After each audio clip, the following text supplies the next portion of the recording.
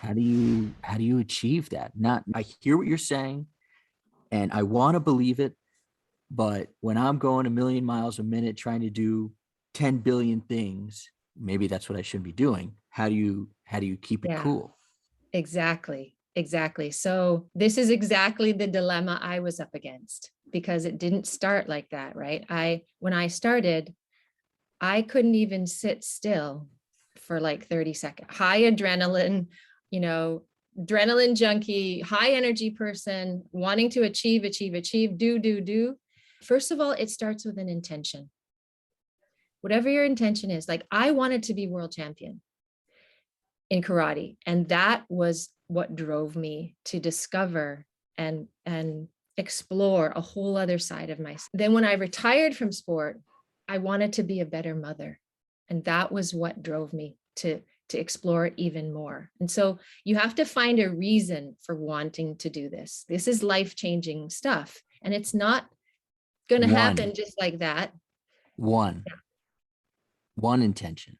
One intention. I mean, how many do you want? You only need one. I mean, you Okay, can have one. lots of small intentions, but what is your reason for rising to your highest creative potential in life, right? Why do you want to do it? And it started out for me as an external reason. Wanting to win an award is an external reason. So, So, what about this? It's me, right? And what about the people on the other side of that? If you're driving and you're saying this to yourself, and I see that, I can do that. I can hear, on delivering of a website, right? Let's say you're the entrepreneur, you're the CEO, you got a new website to deliver, you're trying to take it easy, just take it off of the roads at this point, and you're expected to deliver something. And you're telling yourself it's going to happen at the right time. But there is okay. there is Yeah. other group here. Right. Yes. Okay. Exactly. This is the balance of the two. And I totally get this. Okay. This is exactly the reality of flow, right? You're in the ring. Someone's punching at you. You can't be just like, okay, maybe I'll block, maybe I won't. But you can still move vigorously and furiously on the outside while remaining calm on the inside. But it takes practice. So in the beginning, you have to cultivate time to just do the being. You're not going to get to this state where you can blend them perfectly together instantly and move super quickly and be totally calm right away. It's just not going to happen. You spent your whole life doing. You got to give being a chance. So yes, you do need to carve out 10 minutes in the morning to just sit with your hot water and lemon and just breathe and don't do anything and think about, okay, what is my biggest goal of the day? One goal, because of course there's 100, but what is the one thing that I want to accomplish today? And how do I want to feel as I do it? And if you take the time to use the power of your mind, to use the power of your heart, to use the power of your spirit to set that intention, oh my gosh, you're now just not working with your own little puny individual self. You're literally harnessing the power that creates worlds, that's flowing all around. You're channeling it through you and into the things that you're creating. So the first thing we do is they line up and they all sit in Seiza. Seiza is like your legs tucked underneath, your back straight, hands on your lap. It's like all martial arts classes start this way, but you could do this with anything. People could be sitting at a desk. They could be in whatever position, and we close our eyes and we take 4 deep breaths. And we can even do that now. We could close our eyes and take 1 deep breath. I suggest we do that actually, because then it'll become an experience and not just a mind thing. So if you just close your eyes and take a single deep breath in, breathe in for 4 seconds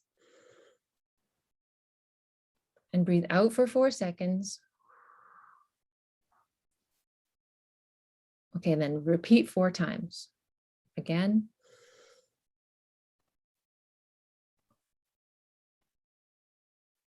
That's 2.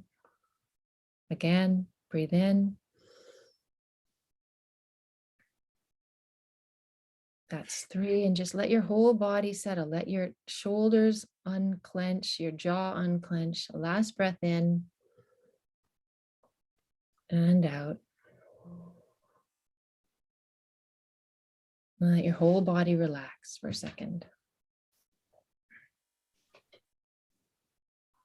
Okay.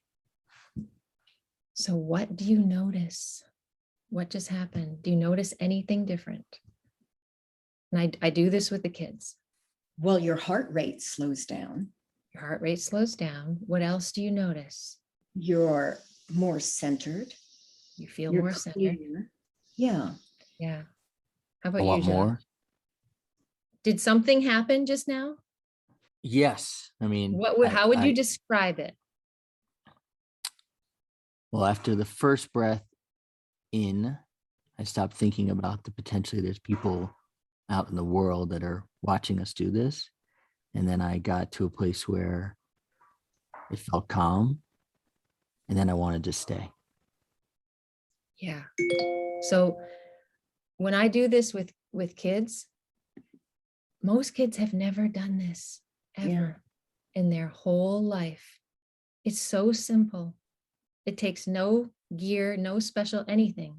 And when they open their eyes, they are just like,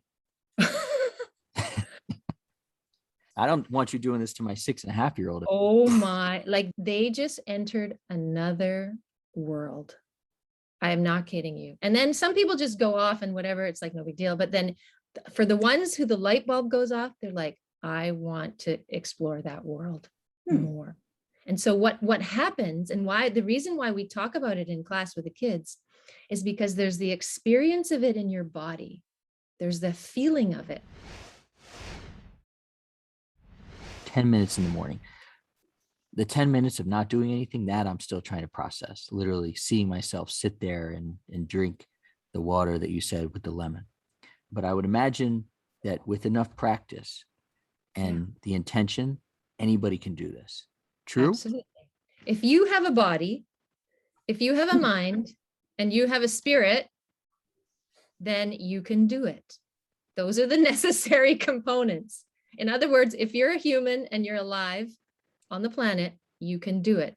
I didn't say that with only 10 minutes, you're going to get to, living in the flow for life. But what's going to happen is those 10 minutes are going to be the beginning of a journey. And as soon as you're on the journey, you're in the flow. Now you're in the current, the river of your life, and it's taking you downstream. And you're going to see other things that you want to add. Instead of being stagnant or in a downward spiral, you're now starting to get into an upward spiral. And if you do something every day for your body, you do something every day for your mind, maybe you read something inspiring, maybe you write down in your journal, maybe you post little sticky notes of words that lift you up. I can do this. So if we're entrepreneurs and you call us Ferraris, okay, and our minds just wake up going a million miles a minute in a red Ferrari. And you've given us the steps, I think, to have successful days. What happens if one morning we turn the key in the Ferrari and it doesn't turn the same way, or it doesn't turn on? Yeah. Like, how do we handle that? I mean, just go back to bed, you pour the water out, you say, I can't do this. Well, how do you handle that little portion of it didn't work? Something's not working. For me, I would immediately pause. And believe me, this is not what I would have done before. Before, I would have had a fit. I would have had an absolute fit, 10 years ago, 10, 20 years ago. Now, I would pause and I'd be like, and I would breathe, because I would feel my blood pressure going up, right? And I would breathe and I would do my best to stay neutral. And then when I am neutral, I can see. When I'm not neutral and I'm angry or I'm upset, you can't see anything, right? So if I need to go for a walk or whatever, like move my body, I would do that. And then I would ask myself a question. I would ask, what's really going on here? Because again, if you have the view that everything in life is happening for you, and it's directing you on a path, and you can trust that path, which is the perspective that I've built up over time, then this is happening for a reason. And I truly believe everything happens for a reason. A buddy of mine who's an entrepreneur as well, and we used to say, trust your gut, nitwit. Exactly. is Your the soul, your gut- gut. Absolutely. There's more neuroreceptors in your gut than in your brain. The brain, it can really F you up, but your gut will, in your body will always give you the truth. And here's a little takeaway for entrepreneurs, for anybody. This is what I do when I'm not sure about the decision. I try it on, and instead of going to my head for the answer, I go to my body and my heart and my gut. So for example, there's two scenarios. So I imagine one scenario, like close my eyes, really get into it, like imagine it happening, see it, feel it, hear it, and then see, how do I feel? Does your body like tighten up? Do you feel this like sinking feeling in your gut? Does your heart like go, ooh? Okay, then you have your answer. Your body's giving you an answer. It's saying, no, that's not for you. Don't do that. Don't go down that path. That's what your body is telling you.